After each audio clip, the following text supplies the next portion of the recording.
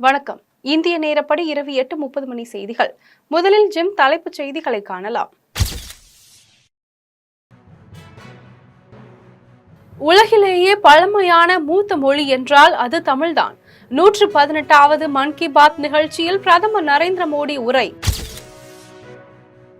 விழா நாட்களில் மட்டுமல்ல, எல்லா நாட்களும் திருக்குறளை போற்றுவோம். திமுக தொண்டர்களுக்கு எழுதிய கடிதத்தில் குறிப்பிட்டுள்ளார் முதலமைச்சர் மு.க.ஸ்டாலின்.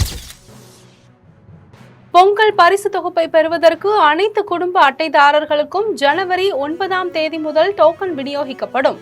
தமிழக அரசு அறிவிப்பு. தூத்துக்குடியில் ரூபாய் 32 கோடி மதிப்பீட்டில் கட்டப்பட்டுள்ள மினி டைட்டில் பூங்காவை முதலமைச்சர் மு.க.ஸ்டாலின் திறந்து வைத்தார். பொதுக்குழுவில் காரசாரமான விவாதம் நடப்பது சகஜம். பாமகவின் உட்கட்சி பிரச்சனையை நாங்கள் பார்த்துக் கொள்கிறோம் என பாமக தலைவர் அன்புமணி ராமதாஸ் பேட்டி. தேர்தலில் பணம் கொடுத்தால் 10 ஆண்டுகள் தேர்தலில் நிற்க தடை விதிக்க வேண்டும். அண்ணாமலை தடை சட்டத்தை பெற்றுத்தர வேண்டும் என நாம் தமிழர் சீமான் வலியுறுத்தல். ஜம்மு காஷ்மீரில் பாதுகாப்பு படையினரால் கொல்லப்பட்ட பயங்கரவாதிகளில் 60% பேர் பாகிஸ்தானியர்கள். இந்திய ராணுவ அதிகாரிகள் தகவல். தென்கொரியாவில் விமானம் தரையிறங்கும் போது ஏற்பட்ட விபத்தில் 179 பேர் உயிரிழப்பு. இனி விரிவான செய்திகளை காணலாம்.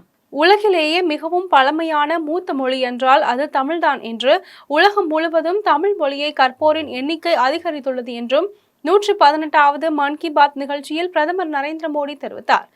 2014ஆம் ஆண்டிலிருந்து பிரதமர் நரேந்திர மோடி மன் கி பாத் என்ற மனதின் குரல் நிகழ்ச்சியின் மூலம் மாதந்தோறும் கடைசி ஞாயிற்றுக்கிழமை நாட்டு மக்களுக்கு வானொலியில் உரையாற்றி வருகிறார். அந்த வகையில் பிரதமர் நரேந்திர மோடியின் 118வது மன் கி பாத் நிகழ்ச்சியில் உரையாற்றினார். அப்போது உலகிலேயே மிகவும் பழமையான மூத்த மொழி என்றால் அது தமிழ்தான் என்றும் இதனை நினைத்து ஒவ்வொரு இந்தியனும் பெருமைப்பட வேண்டும் என்றும் ஒவ்வொரு நாளும் தமிழ் மொழியை கற்போரின் எண்ணிக்கை அதிகரித்து வருகிறது எனவும் கடந்த மாத இறுதியில் பிஜியில் மத்திய அரசு சார்பில் தமிழ் கற்கும் நிகழ்ச்சி தொடங்கப்பட்டது என்றும் பிரதமர் நரேந்திர மோடி தெரிவித்தார். விழா நாட்களில் மட்டுமல்ல, எல்லா நாட்களும் திருக்குறளை போற்றுவோம் என்று முதலமைச்சரும் திமுக தலைவருமான மு.க.ஸ்டாலின் தெரிவித்துள்ளார். இது குறித்து கட்சி தொண்டர்களுக்கு முதலமைச்சர் மு.க.ஸ்டாலின் கடிதம் எழுதியுள்ளார்.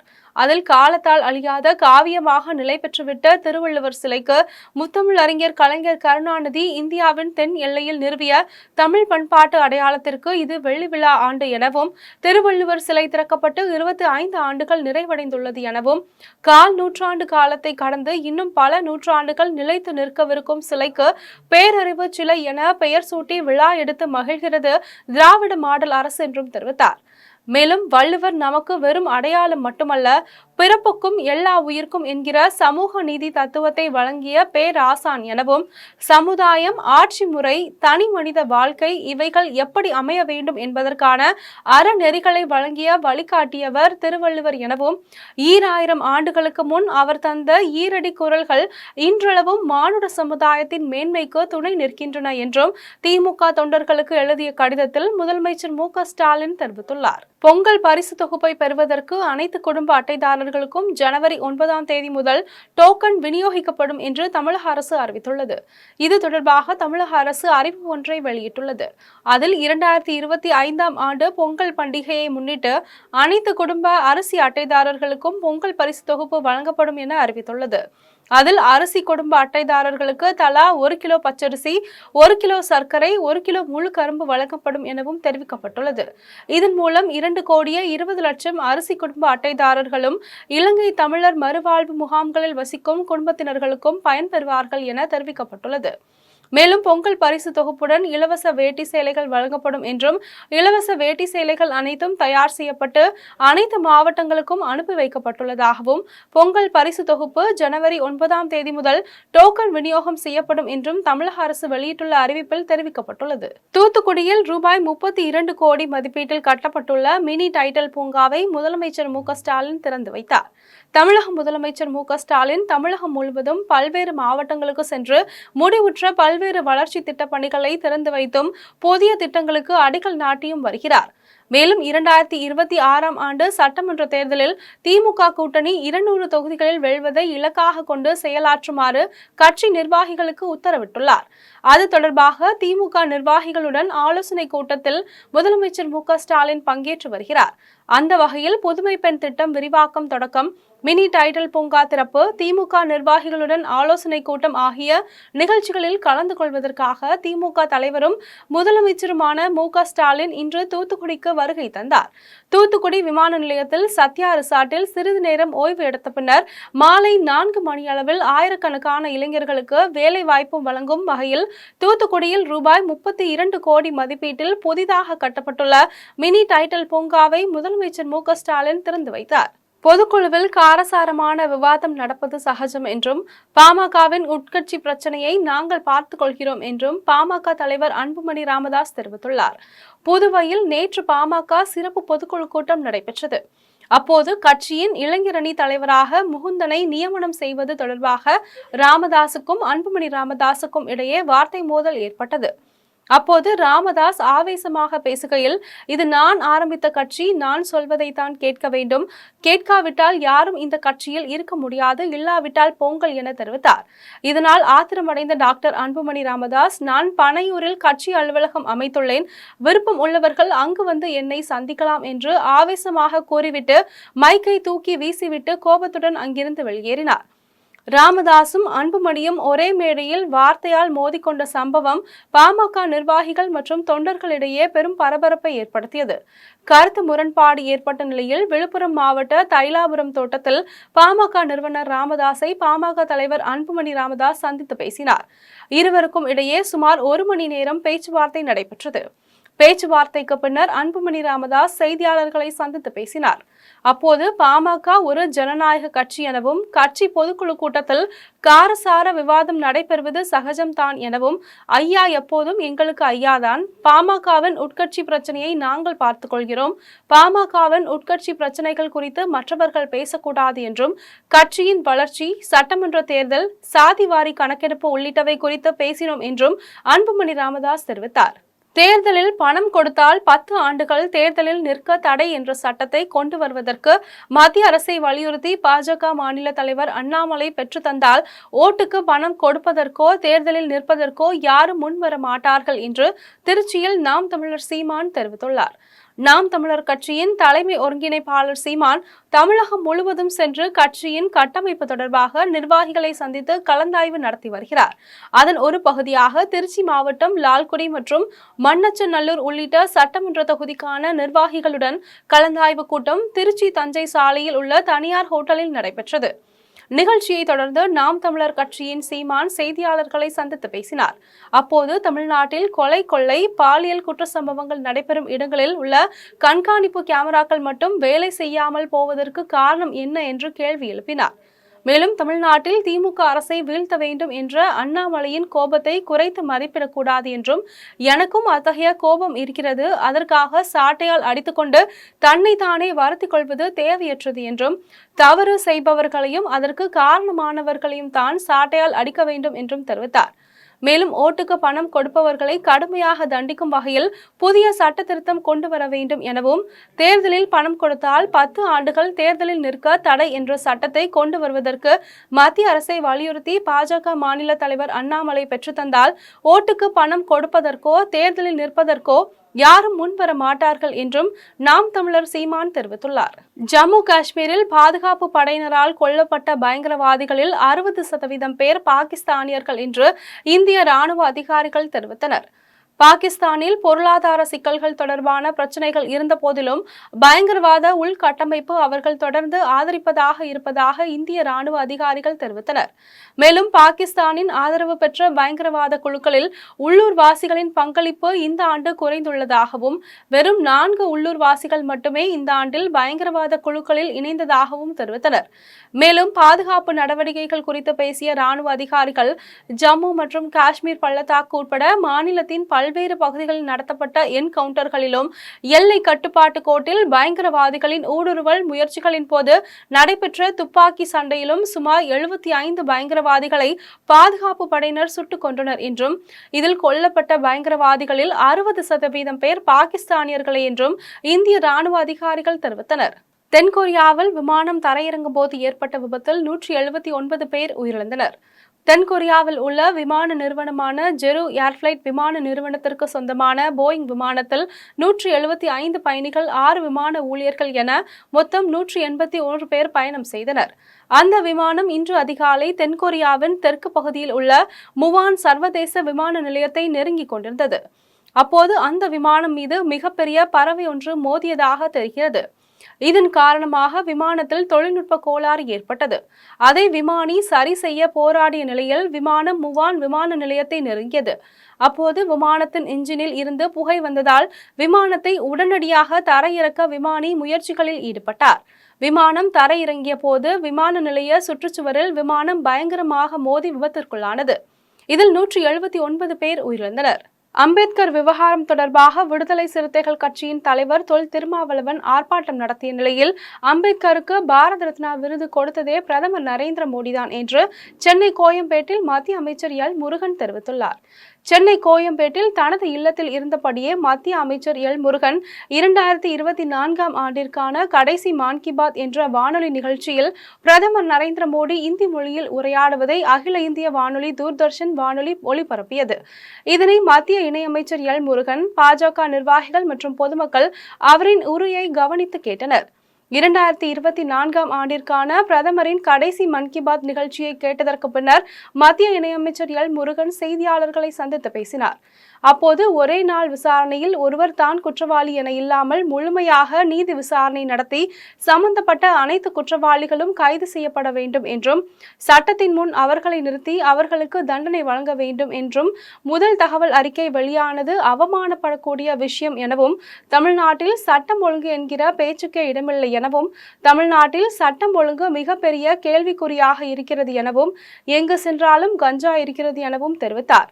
மேலும் அம்பேத்கர் விவகாரம் தொடர்பாக விடுதலை சிறுத்தைகள் கட்சியின் தலைவர் தொல் திருமாவளவன் ஆர்ப்பாட்டம் நடத்தினார் எனவும் அம்பேத்கருக்கு பாரத ரத்னா விருது கொடுத்ததே பிரதமர் நரேந்திர மோடிதான் எனவும் அம்பேத்கர் பிறந்த இடம், மறைந்த இடம், லண்டனில் படித்த இடம், மும்பையில் இருந்த இடம் அனைத்தையும் வாங்கி நினைவிடம் கட்டியிருக்கிறார்கள் என்றும் தெரிவித்த அவர் அண்ணா பல்கலைக்கழக மாணவி விவகாரம் தொடர்பாக நியாயம் கேட்டு தொல் திருமாவளவன் போராட்டம் நடத்தினால் நன்றாக இருக்கும் என்றும் மத்திய அமைச்சர் எல் முருகன் தெரிவித்துள்ளார். இல்லை, அதுதான் நாங்கள் சொல்கிறோம். இன்னும் அதில் யார் ஏன்னா அந்த குற்றவாளி ஒரு ஹேபிச்சுவல் குற்றவாளியாக இருந்து கொண்டிருக்கிறார்கள். இது இந்த ஒரு மாணவி மட்டுமல்ல, இதற்கு முன்னால் பல குற்றங்களில் ஈடுபட்டிருக்கிறார். அதனால் அந்த குற்றவாளிகளிடத்தில் தொடர்பு யார், அந்த குற்றவாளிக்கும் திமுகவுக்கும் என்ன உறவு இருக்கிறது, அவர் திமுகவினுடைய நிர்வாகிகள் என்று அனைவருமே சொல்லுகிறார்கள். அவர் மேலே திமுக என்ன நடவடிக்கை எடுத்திருக்கிறது, இதெல்லாம் ஒரு மக்கள் பார்வைக்கு திமுக கொண்டு வர வேண்டும். மக்களுக்கு ஒரு முறையான விசாரணை, இதில் இன்னும் சம்மந்தப்பட்டவர்கள் யார் இருக்கிறாங்க, அதில் தீவிரமாக விசாரித்து சம்மந்தப்பட்டவர்கள் மேலே கடுமையான நடவடிக்கை எடுக்கப்பட வேண்டும் என்பதுதான் எங்களுடைய வேண்டுகோள். பெட்ரோல், டீசல், கேஸ் சிலிண்டர் ஆகியவற்றின் ஜிஎஸ்டி வரி உயர்வை திரும்ப பெறுவதற்கு எப்போது அண்ணாமலை சாட்டையால் அடித்துக் கொள்ளப் போகிறார் என்று மதுரை மாவட்டம் உசிலம்பட்டி பகுதியில் ஒட்டப்பட்ட போஸ்டரால் பரபரப்பு நிலவியது. திமுக அரசை அகற்றாமல் ஓய மாட்டேன் என வலியுறுத்தி கோவையில் தனது இல்லத்தில் பாஜக மாநில தலைவர் அண்ணாமலை சாட்டையால் தன்னைத்தானே அடித்துக் கொண்டு வருத்தி கொண்டார்.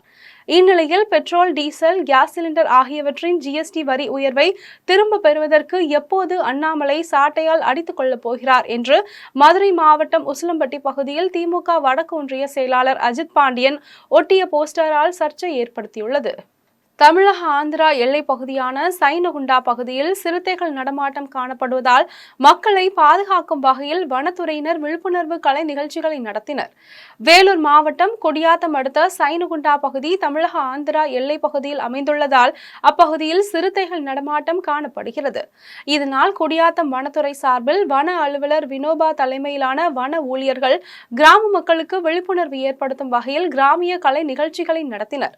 அப்போது காட்டு ஆடு மாடுகளை மேய்ச்சலுக்கு அனுப்ப வேண்டாம் என்றும் கிராம மக்கள் காலை கடன் மற்றும் விறகுகளை வெட்ட காட்டுக்குள் யாரும் செல்ல வேண்டாம் எனவும் விழிப்புணர்வு ஏற்படுத்தினர். டங்ஸ்டன் சுரங்கம் அமைப்பதற்கு எதிர்ப்பு தெரிவித்து மேலூர் அடுத்த கேசம்பட்டியில் 1000க்கும் மேற்பட்ட கிராம மக்கள் கண்டன ஆர்ப்பாட்டத்தில் ஈடுபட்டனர். மதுரை மாவட்டம் மேலூர் அடுத்த கேசம்பட்டியில் சுற்றுவட்டார கிராம மக்கள் 1000க்கும் மேற்பட்டோர் பங்கேற்று மேலூர் பகுதிகளில் டங்ஸ்டன் சுரங்கம் அமைப்பதற்கு எதிர்ப்பு தெரிவித்தும் டங்ஸ்டன் குறித்து எந்த ஒரு ஆய்வும் நடத்தக்கூடாது என வலியுறுத்தியும் கண்டன ஆர்ப்பாட்டத்தில் ஈடுபட்டனர். அப்போது தங்கள் கிராம பகுதிகளில் விவசாயம் மட்டுமல்லாது பழமையான வரலாற்று தடயங்களை பாதுகாக்க வேண்டும் எனவும் வலியுறுத்தி கண்டன கோஷங்களை எழுப்பினர். ஆர்ப்பாட்டத்தில் 1000க்கும் மேற்பட்டோர் கலந்து கொண்டனர். இந்த டங்ஸ்டன் சுரங்க திட்ட ஏல அறிவிப்பால் எங்கள் மேலூர் பகுதியே பதட்டத்துக்கு உள்ளாக இருக்கிறது. எங்களுடைய வாழ்க்கை சராசரியான ஒரு வாழ்க்கை நிலை தற்போது இல்லை. ஏனென்றால் இந்த டங்ஸ்டன் சுரங்க திட்டத்தால் எங்கள் பகுதி அழியும் நிலையில் உள்ளது. இதை எதிர்த்து இந்த அறிவிப்பு போன மாதம் 7ஆம் தேதி எப்போ அறிவித்தாங்களோ அதிலிருந்து எங்கள் பகுதியில் போராட்டங்கள் தொடர்ச்சியாக நடந்துக்கிட்டு இருக்கு. அதன் ஒரு வழியாக இன்றைக்கி கேசம்பட்டியில் போராட்டத்தை அறிவிச்சிருக்கோம். எங்களுடைய போராட்டத்தை ஏற்று இந்த மாநில அரசு எங்களுக்காக நிற்கிறது உண்மையிலே பாராட்டுக்குரியதாக இருக்குது. ஆனால் தொடர்ச்சியாக முழுமையான இந்த ரத்து வர்ற வரைக்கும் மாநில அரசும் இந்த தமிழ்நாட்டில் இருக்க கட்சிகளும் எங்களுக்கு நிற்கணுங்கிறத வேண்டுகோளாக கேட்டுக்கிறோம். தாய்லாந்து நாட்டிலிருந்து சென்னை விமானத்திற்கு கடத்தி வந்த ரூபாய் 3,60,00,000 மதிப்பிலான உயர் ரக ஹைட்ரோபோனிக் கஞ்சாவை புலனாய்வுத்துறை அதிகாரிகள் பறிமுதல் செய்து ஒருவரை கைது செய்தனர். தாய்லாந்து நாட்டின் தலைநகர் பாங்காக்கிலிருந்து சென்னை வரும் தனியார் பயணிகள் விமானத்தில் பெருமளவில் போதைப் பொருட்கள் கடத்தி வரப்படுவதாக சென்னை மத்திய வருவாய் புலனாய்வுத்துறை அதிகாரிகளுக்கு ரகசிய தகவல் கிடைத்தது. இதனையடுத்து மத்திய வருவாய் புலனாய்வுத்துறை அதிகாரிகள் சென்னை விமான நிலையத்தில் தீவிர கண்காணிப்பில் ஈடுபட்டனர். அவர்களுக்கு உதவியாக சென்னை விமான நிலைய சுங்கத்துறை அதிகாரிகளும் செயல்பட்டனர். இந்த நிலையில் தாய்லாந்து நாட்டின் பாங்காக் நகரில் இருந்து தனியார் பயணிகள் விமானம் நள்ளிரவு வந்தது. அதில் சோதனை நடத்திய அதிகாரிகள் சந்தேகமடைந்து சென்னையை சேர்ந்த ஆண் பயணியை அழைத்து சென்று விசாரணை நடத்தியதுடன் அவருடைய சூட்கேஸை சோதனை செய்த போது 3,60,00,000 மதிப்பீட்டில் உயர் ரக ஹைட்ரோபோனிக் கஞ்சா இருந்ததை கண்டுபிடித்தனர். இதனையடுத்து கஞ்சா கடத்தல் விமான பயணியை புலனாய்வுத்துறை அதிகாரிகள் கைது செய்தனர். சென்னை விமான நிலையத்தில் ஒரே மாதத்தில் ரூபாய் 14 கோடி மதிப்பீட்டில் பதப்படுத்தப்பட்ட 14 கிலோ ஹைட்ரோபோனிக் கஞ்சா பறிமுதல் செய்யப்பட்டு ஒரு பெண் உட்பட 3 பேர் கைது செய்யப்பட்டுள்ளனர் என்பது குறிப்பிடத்தக்கது. சென்னை பல்லாவரம் அருகே போலீஸ் என கூறி கடை உரிமையாளரை மிரட்டி 15,000 ரூபாய் வாங்க முயன்ற நபரை காவல்துறையினர் கைது செய்தனர். சென்னை பல்லாவரம் சங்கர் நகர் பகுதியில் தடை செய்யப்பட்ட குட்கா போதைப் பொருட்கள் விற்பனை செய்த வியாபாரிகளை மிரட்டி காவல்துறை அதிகாரி ஒருவர் பணம் பறித்து வருவதாக புகார்கள் எழுந்தது. இந்நிலையில் சங்கர் நகர் பகுதியில் காவல்துறையினரின் சீருடை அணிந்து ஒரு கடையில் ஊழியரிடம் 15,000 ரூபாய் தர வேண்டும் என மிரட்டி கொண்டிருந்த நபரிடம் பல்லாவரம் போலீசார் விசாரணை மேற்கொண்டனர். அதில் காவல்துறையினரின் சீருடையில் இருந்த நபர் ஸ்ரீபெரும்புதூர் பகுதியை சேர்ந்த முரளி என்பதும் இவர் பிள்ளைப்பாக்கம் பகுதியில் உள்ள கம்பெனி ஒன்றில் காவலாளியாக இருப்பதும் தெரிய வந்தது. அப்போது காவல்துறையினர் அவரை கைது செய்ய முற்பட்ட போது நிஜ போலீஸ் போலவே வாக்குவாதத்தில் ஈடுபட்ட காட்சிகள் வெளியாகி பரபரப்பை ஏற்படுத்தியுள்ளது. பின்னர் அவரை கைது செய்த சங்கர் நகர் காவல்துறையினர் வழக்கு பதிவு செய்து நீதிமன்றத்தில் ஆஜர்படுத்தி சிறையில் அடைத்தனர்.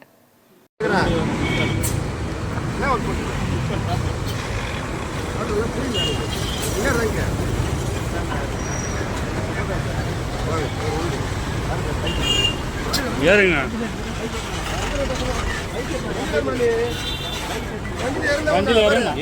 வண்டியில் ஏறுங்க போலீஸ் சொல்றேன் ஏறியா ஏறு ஏறு மேல இருங்க சார் ஏய் ஏறு முதல்ல இருங்க வா கட்டா புடிச்சு ஏறு அப்புறமா ஏறுங்க போல ஏறு மேல வீடியோ இருங்க சார் இருங்க சார் வீடியோ எடுங்க ஃபர்ஸ்ட் நான் கேம்ப் பேசுறேன் இருங்க ஏன் கேம்ப்ல ஏங்க பேசணும் கேம்ப் பேசுறேன் சார் புரியல நான் என் கேம்புக்கு சுபதான பேசிட்டு வரேன் இருங்க நீங்க ஏன் பேசணும்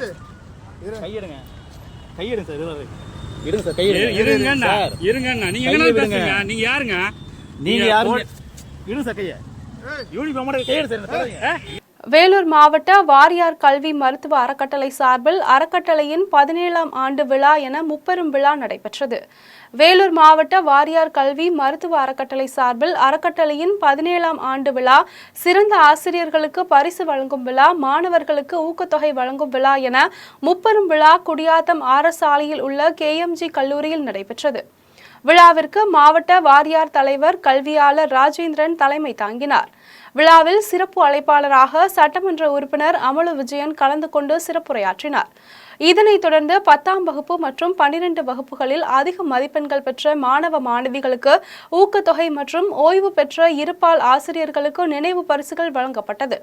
இதில் ஒன்றிய குழு பெருந்தலைவர் சத்யானந்தம், கம்பன் கழக செயலாளர் வழக்கறிஞர் பூபதி, வாரியார் அறக்கட்டளை தலைவர் தட்சிணாமூர்த்தி, செயலாளர் சுந்தரவதனம், ரோட்டரி ஆளுநர் பழனி உள்ளிட்ட பலர் கலந்து கொண்டனர். கடையநல்லூரில் வியாபாரிகள் கூட்டமைப்பு மற்றும் கடையநல்லூர் காவல்துறை உள்ளிட்ட பல்வேறு துறைகளின் சார்பில் போதைப் பொருட்கள் ஒழிப்பு மற்றும் பிளாஸ்டிக் ஒழிப்பு குறித்த விழிப்புணர்வு கூட்டம் நடைபெற்றது.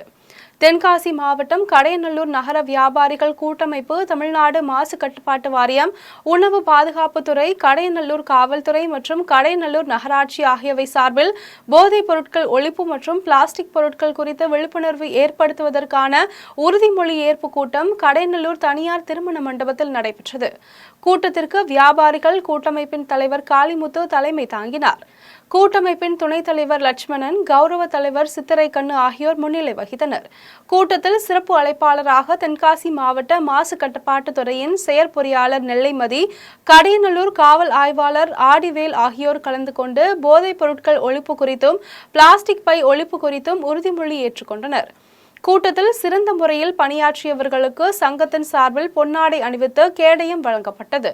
கூட்டத்தில் சுப்பிரமணியன் உள்ளிட்ட 100க்கும் மேற்பட்ட சங்க உறுப்பினர்கள் கலந்து கொண்டனர்.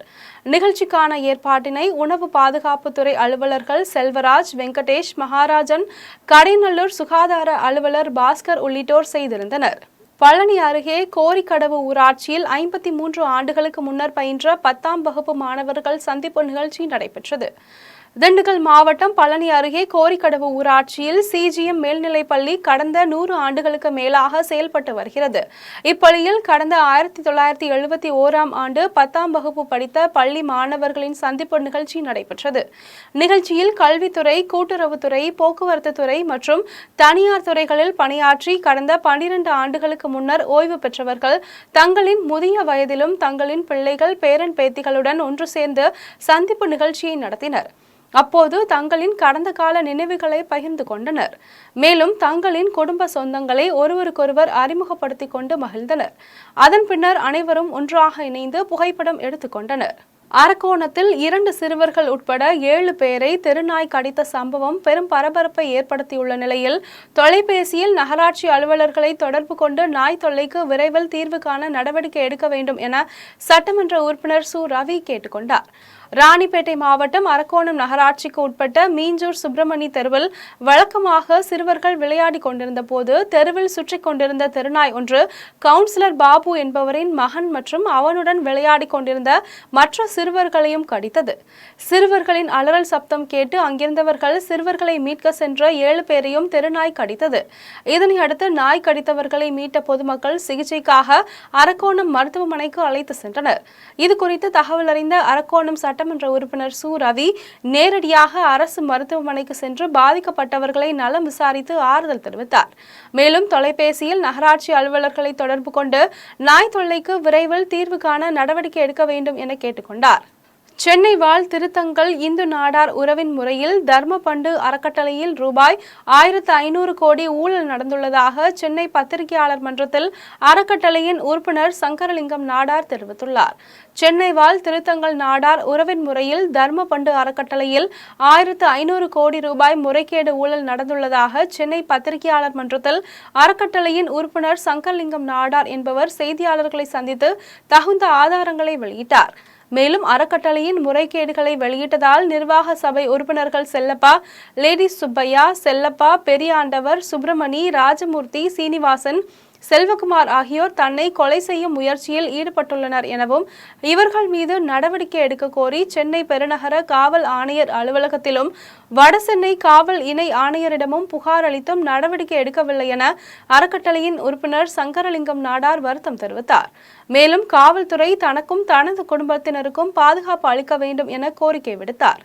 விருத்தாச்சலத்தில் தனிநபர் ஒருவர் நீர்நிலை இடத்தை ஆக்கிரமிப்பு செய்துள்ளதை அகற்றக்கோரி 4வது முறையாக வருவாய் கோட்டாட்சியரிடம் விவசாயிகள் கோரிக்கை மனு அளித்தனர். கடலூர் மாவட்டம் விருத்தாச்சலம் அடுத்த எருமனூர் தொட்டிக்குப்பம் பகுதியில் 50 ஏக்கருக்கும் மேற்பட்ட நிலத்தில் விவசாய பயிர்கள் சாகுபடி செய்து வருகின்றனர். விவசாய நிலங்களுக்கு அருகே உள்ள நீர்நிலைகளை செந்தில்குமார் என்பவர் ஆக்கிரமித்து கொட்டகை அமைத்தும் வயலுக்கு செல்லும் வழியையும் ஆக்கிரமித்து வருகிறார். இதனால் வயல்வெளிக்கு செல்ல முடியாமல் அவதிப்பட்டு வந்த விவசாயிகள் தொட்டிக்குப்பத்தை சேர்ந்த ரமேஷ் தலைமையில் தனிநபர் நீர்நிலை இடத்தை ஆக்கிரமிப்பு செய்தது தொடர்பாக விருத்தாச்சலம் கோட்டாட்சியரிடமும் வட்டாட்சியரிடமும் மனு அளித்தனர். மனு மீது நடவடிக்கை எடுக்காததால் இன்று விருத்தாச்சலம் வருவாய் கோட்டாட்சியர் சையத் முகமதிடம் 4வது முறையாக விவசாயிகள் மனு அளித்தனர். அதில் தனி நபர் ஆக்கிரமித்துள்ள நீர்நிலை இடத்தை மீட்க வேண்டும் என வலியுறுத்தினர். மனுவை பெற்றுக்கொண்ட வருவாய் கோட்டாட்சியர் சையத் முகமது மனு மீது உரிய நடவடிக்கை எடுப்பதாக உறுதியளித்தார். தாலுகா எருமனூர் கிராமம் சர்வேயில் 14/6 விவசாய நிலத்திற்கு பாதையாக பயன்படுத்தி வந்தோம். சுமார் 70 ஆண்டு காலமாக. தற்போது தனிப்பட்ட நபர் ஒருவர் அவ்விடத்தை ஆக்கிரமிப்பு செய்து வண்டி வாகனங்கள் செல்லவோ தடையாக உள்ளது. எருமனூர் அதே சர்வே எண்ணில் 14/16 விவசாயிகள் உலர்களமாக பயன்படுத்தி வந்தோம். தற்போது அந்த உலர்களத்தையும் ஜேசிபி மூலமாக திருத்தி ஆக்கிரமிப்பு செய்துள்ளார். விவசாயிகளின் விளைபொருட்களை உலர வைப்பதற்கு களமாக பயன்படுத்தியதும் தற்போது ஆக்கிரமிப்பு செய்துள்ளார். பலமுறை மனு கொடுத்தும் இன்னும் அதிகாரிகள் நடவடிக்கை எடுக்கவில்லை. மீண்டும் ஒரு முறை மனு கொடுக்க வந்துள்ளோம். பேர் சார் ரமேஷ். அங்க எவ்வளவு சார், எவ்வளவு ஏக்கர் மொத்தம் நிலம்? 60 ஏக்கர் இருக்குங்க. விவசாயிகள் உலர்களமா பயன்படுத்திட்டு வந்து அதுக்கு நட்ட ஷெட்டு போட்டாங்க, ஆக்கிரமிப்பு பண்ணிட்டாங்க. அது எந்த இடம்? அது எருமனூர் சர்வே எண் 14. திசையின் வெளியில் தாய் திட்டியதால் பயத்தில் சீமை கருவேல மரத்தின் அடியில் பதுங்கியிருந்த சிறுவன் ஷெல்டனை காவல்துறையினர் மீட்டு பெற்றோரிடம் ஒப்படைத்தனர். திசையன்விளை சுனைவாசம் தெருவை சேர்ந்த தாமஸ் என்பவரது மகன் ஷெல்டன் என்பவர் திசையன்விளை அரசு உதவி பெறும் பள்ளியில் 7ஆம் வகுப்பு பயின்று வருகிறார். ஷெல்டன் நேற்று மாலை முதல் காணாமல் போய்விட்டதாக திசையன்விளை காவல் நிலையத்தில் சிறுவனின் தாயார் ஜீவா புகார் அளித்தார். புகாரின் பேரில் காவல்துறையினர் வழக்கு பதிவு செய்து பல்வேறு இடங்களில் தேடி வந்த நிலையில் இரவு 3 மணி அளவில் அவனது வீட்டின் அருகே உள்ள சீமை கருவேல மரத்தின் அடியில் குளிரில் நடுங்கி பயத்துடன் இருந்த சிறுவனை காவல்துறையினர் மீட்டு விசாரணை நடத்தினர். அப்போது தனது தாய் தன்னை கண்டித்து திட்டினர் எனவும் மேலும் தன்னை துன்புறுத்தி விடக்கூடாது என்ற பயத்தில் பதுங்கியிருந்ததாக சிறுவன் ஷெல்டன் தெரிவித்துள்ளார். இதனையடுத்து காவல்துறையினர் பள்ளி சிறுவனை பெற்றோரிடம் ஒப்படைத்தனர். புத்தாண்டை முன்னிட்டு தேனி மாவட்டத்தை சேர்ந்த ஏராளமான பக்தர்கள் பாத யாத்திரையாக மேளதாளங்களுடன் பழனி தண்டாயுதபாணி கோயிலுக்கு ஆடிப்பாடி பால்குடம் எடுத்து சென்று நேர்த்திக்கடன் செலுத்தினர். திண்டுக்கல் மாவட்டம் பழனி தண்டாயுதபாணி சுவாமி கோயிலுக்கு கார்த்திகை மாதத்திலும் மார்கழி மாதத்திலும் ஐயப்ப பக்தர்களின் வருகை அதிகமாக உள்ள நிலையில் கோவிலில் நடைபெறும் தைப்பூச திருவிழாவை காண லட்சக்கணக்கான பக்தர்கள் பாத யாத்திரை வருவது வழக்கம். அதன்படி தேனி மாவட்டம் உத்தமபாளையம் மற்றும் ஆனைமலையான்பட்டியை சேர்ந்த 500க்கும் மேற்பட்ட பக்தர்கள் பெரிய ட்ரம் செட் இசைத்தபடியும் ஆடிப்பாடியும் மலை கோயிலுக்கு வந்தனர். அதில் பலர் பால் காவடி, மயில் காவடிகளை எடுத்து வந்திருந்தனர். தொடர் விடுமுறை என்பதால் மலை கோயிலிலும் பக்தர்கள் கூட்டம் அதிகமாக காணப்பட்டது. மின் இழுவை ரயில், ரோப் கார் நிலையம், தரிசனம் என 3 மணி நேரம் காத்திருந்து பக்தர்கள் சுவாமி தரிசனம் செய்தனர். பக்தர்களுக்கு அடிப்படை வசதிகளை கோவில் இணை ஆணையர் மாரிமுத்து தலைமையிலான கோவில் நிர்வாகிகள் செய்திருந்தனர். மேலும் பக்தர்களின் பாதுகாப்பிற்காக காவல்துறையினர் பாதுகாப்பு பணியில் ஈடுபட்டனர். குடியாத்தம் காட்பாடி சாலையில் அமைந்துள்ள திருமகள் நூற்பாலை கோயிலில் சிறப்பு பூஜை நடைபெற்றது. வேலூர் மாவட்டம் குடியாத்தம் காட்பாடி சாலையில் உள்ள திருமகள் நூற்பாலை வளாகத்தில் அமைந்துள்ள அருள்மிகு திருமகள் அம்மன் கோயிலில் முன்னாள் நூற்பாலை குடியிருப்போர் நலசங்கம் சார்பில் சிறப்பு பூஜைகள் நடைபெற்றது. இதனையொட்டி கோயில் வளாகத்தில் தனி கோயில் கொண்டுள்ள செல்வ விநாயகர், மூலவர் அம்மனுக்கு சிறப்பு அபிஷேக ஆராதனைகள் நடைபெற்றது. அதனை அடுத்து வண்ண மலர்களால் அலங்காரம் செய்யப்பட்டு மகா தீபாராதனை நடைபெற்றது. இதில் ஏராளமானோர் கலந்து கொண்டு சுவாமியை தரிசனம் செய்தனர். சிறப்பு பூஜையில் குடியிருப்போர் நலசங்கத்தை சேர்ந்த 500க்கும் மேற்பட்டோர் கலந்து கொண்டு பக்தர்களுக்கு 5 வகையான உணவுகளை வழங்கினர். மேலூரில் உள்ள தகைசால் பள்ளியில் குளிர்கால உண்டு உறைவிட பயிற்சி முகாம் நடைபெற்றது. மதுரை மாவட்டம் மேலூரில் செயல்படும் தகைசால் பள்ளியில் 5 நாட்கள் நடைபெறும் குளிர்கால உண்டு உறைவிட பயிற்சி முகாம் நடைபெற்றது. முகாமில் வணிக வரி மற்றும் பதிவுத்துறை அமைச்சர் பி. மூர்த்தி, பள்ளிக்கல்வித்துறை அமைச்சர் அன்பில் மகேஷ் பொய்யாமொழி ஆகியோர் பங்கேற்று மாணவ மாணவிகளுடன் கலந்துரையாடினர். நிகழ்ச்சியில் அமைச்சர் அன்பில் மகேஷ் பொய்யாமொழி உரையாற்றினார். அப்போது ஒருங்கிணைந்த பள்ளி கல்வி திட்டத்தின் கீழ் தமிழ்நாட்டில் 28 தகைசால் பள்ளிகள் உருவாக்கப்பட்டு சிறப்பாக நடைபெற்று வருகின்றன எனவும் இப்பள்ளிகளில் பயிலும் 6, 7, 8, 9 மற்றும் 11ஆம் வகுப்பை சார்ந்த மாணவர்களுக்கு விண்வெளி அறிவியல், ரோபோட்டிக்ஸ், இணையவழி பாதுகாப்பு மற்றும் தலைமை பண்பு போன்ற தலைப்புகளில் மதுரை, திருநெல்வேலி, கோயம்புத்தூர், சேலம், தஞ்சாவூர் ஆகிய 5 மாவட்டங்களில் குளிர்கால உண்டு உறைவிட பயிற்சி முகாம் நடைபெற்று வருகின்றது என்றும் தெரிவித்தார். நிகழ்ச்சியில் மாவட்ட ஆட்சியர் சங்கீதா, சோழவந்தான் சட்டமன்ற உறுப்பினர் ஆ. வெங்கடேசன், ஒருங்கிணைந்த பள்ளிக்கல்வி இணை இயக்குநர் முனைவர் குமார், மாவட்ட முதன்மை கல்வி அலுவலர் ஆ. ரேணுகா உட்பட பலர் கலந்து கொண்டனர். மீண்டும் ஜெம் தலைப்புச் செய்திகள். உலகிலேயே பழமையான மூத்த மொழி என்றால் அது தமிழ்தான். 118வது மன் கி பாத் நிகழ்ச்சியில் பிரதமர் நரேந்திர மோடி உரை. விழா நாட்களில் மட்டுமல்ல, எல்லா நாட்களும் திருக்குறளை போற்றுவோம். திமுக தொண்டர்களுக்கு எழுதிய கடிதத்தில் குறிப்பிட்டுள்ளார் முதலமைச்சர் மு. ஸ்டாலின். பொங்கல் பரிசு தொகுப்பை பெறுவதற்கு அனைத்து குடும்ப அட்டைதாரர்களுக்கும் ஜனவரி 9ஆம் தேதி முதல் டோக்கன் விநியோகிக்கப்படும். தமிழக அரசு அறிவிப்பு. தூத்துக்குடியில் ரூபாய் 32 கோடி மதிப்பீட்டில் கட்டப்பட்டுள்ள மினி டைட்டில் பூங்காவை முதலமைச்சர் மு. ஸ்டாலின் திறந்து வைத்தார்.